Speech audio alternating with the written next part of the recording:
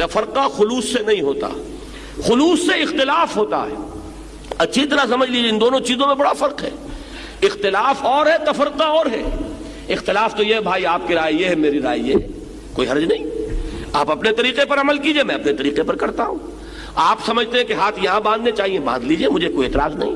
میں سمجھتا ہوں ہاتھ کھول کر نماز پڑھنی چاہیے۔ میں ابھی ہو کر آیا ابو ظبی، تو پہلی مرتبہ میں نے دیکھا ہے، چونکہ وہاں کا جو حکمران خاندان ہے وہ مالکی ہے، آج تک کسی مالکی کے پیچھے نماز پڑھنے کا موقع نہیں ہوا تھا، اور وہ ہاتھ کھول کر نماز پڑھتے تھے۔ اللہ اکبر کہہ کہ پہلے دن تو میں حیران ہوا، یہ کیا ہوا، یہ ہاتھ باندھنا بھول گئے۔ بعد میں مجھے خیال آیا کہ یہ شاید مالکی ہیں۔ تو میں عرض کر رہا ہوں کہ ہاتھ یہاں باندھ کے نماز پڑھنا چاہتے ہو باندھ لو، کھول کے پڑھنا چاہتے ہو کھول لو، یہ اختلاف ہے۔ اور اگر یہ ہو کہ اس کے پیچھے اب نماز نہیں ہوتی، اب ہماری نماز علیحدہ ہوگی، ہماری مسجد علیحدہ، یہ تفرقہ ہے، یہ کٹ جانا ہے، یہ من دیگرم تو دیگری ہے۔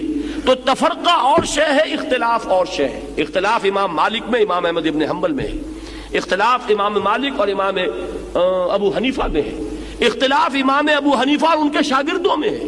قاضی ابو یوسف کی رائے اور ہے، امام محمد شیبانی کی رائے اور ہے، امام ظفر کی رائے اور ہے۔ تو اختلاف تو قطعاً کوئی بری شے نہیں، بلکہ اختلاف تو اس کائنات میں اللہ تعالیٰ کی کریشن کے اصولوں میں سے ایک اصول ہے۔ دو انسانوں کی شکلیں ایک جیسی نہیں، دو انسانوں کی انگوٹھے کے یہ جو نقش ہیں یہ ایک جیسے نہیں، تھمب امپریشن کی بنیاد پر آپ لوگوں کو پہچانتے ہیں۔ تو معلوم ہوا کہ اختلاف میں کوئی بری بات نہیں ہے، تفرقہ برا ہے، اور تفرقہ جہاں بھی ہوتا ہے وہ خلوص سے نہیں ہوتا، وہ تفرقہ ہمیشہ جو ہے وہ ہوتا ہے بغیم بینہم وما تفرقوا الا من بعد ما جاءہم العلم بغیم بینہم، نہیں تفرقے میں مبتلا ہوئے یہ مگر اس کے بعد کہ ان کے پاس العلم، ہدایت، روشنی اللہ کی آ چکی تھی۔ اور کس لیے ہوئے؟ آپس میں زدم زدہ، ایک دوسرے پر فوقیت حاصل کرنے کے لیے، ایک دوسرے پر بالادستی کے حصول کے لیے۔